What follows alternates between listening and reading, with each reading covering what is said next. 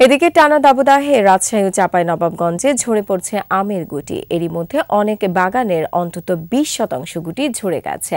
ফলে এবার ফলনের লক্ষ্যমাত্রা অর্জন নিয়ে সংশয় দেখা দিয়েছে। দুশ্চিন্তায় বাগান মালিকরা আর বিপুল অর্থ লগ্নি করে লোকসানের শঙ্কায় ব্যবসায়ীরা।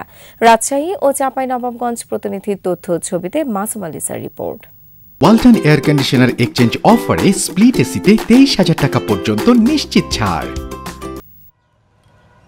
বৈশাখের শুরু থেকে তাপদাহে পুড়ছে রাজশাহী অঞ্চল। এক সপ্তাহ ধরে এ অঞ্চলে তাপমাত্রা থাকছে 40 ডিগ্রি সেলসিয়াসের ওপরে। ফলে ঠাঠা পড়া রোদে সৃষ্টি হয়েছে চরম বৈরী আবহাওয়া। মৌসুমের শুরুর দিকে ভালো মুকুল এলেও ঘন কুয়াশা আর হালকা বৃষ্টিতে প্রথম দফায় ক্ষতিগ্রস্ত হয় আম।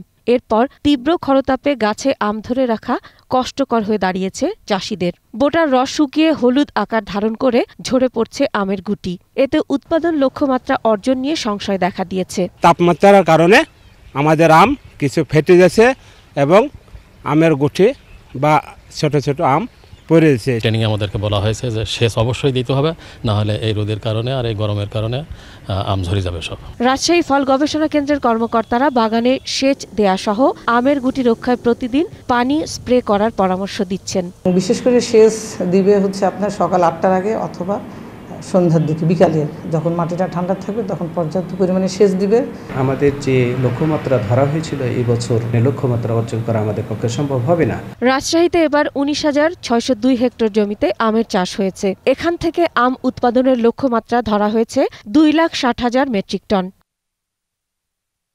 এদিকে প্রতিকূল আবহাওয়ায় চাঁপাইনবাবগঞ্জেও বিপর্যস্ত আমের বাগান। কৃষি বিভাগ বলছে মৌসুমের শুরুতে মুকুল ফুটেছে প্রায় 90%। এতে ব্যবসায়ীরাও বিপুল অর্থ লগ্নি করেন আম বাগানে। কিন্তু টানা দাবদাহে ঝরে যাচ্ছে আমের গুটি। লোকসানের শঙ্কায় দিশেহারা আম চাষি ও ব্যবসায়ীরা। যেহেতু আম কম, সেহেতু আমরা কাঙ্ক্ষিত অর্থনৈতিক অর্জনটা হবে না। সার দেওয়া হয়েছে, পানি দেওয়া হয়েছে, তাও আম ঠিক মতন টিকায় নিয়ে যাচ্ছে না। ব্যবসায়ীদের শঙ্কা বৈরী আবহাওয়ায় এবার আম উৎপাদন 50% নেমে আসতে পারে। আমের ফলনও মনে করেন খুব খারাপ, মানে বৃষ্টি নাই, আম মনে করেন ঝরে পড়িয়েছে।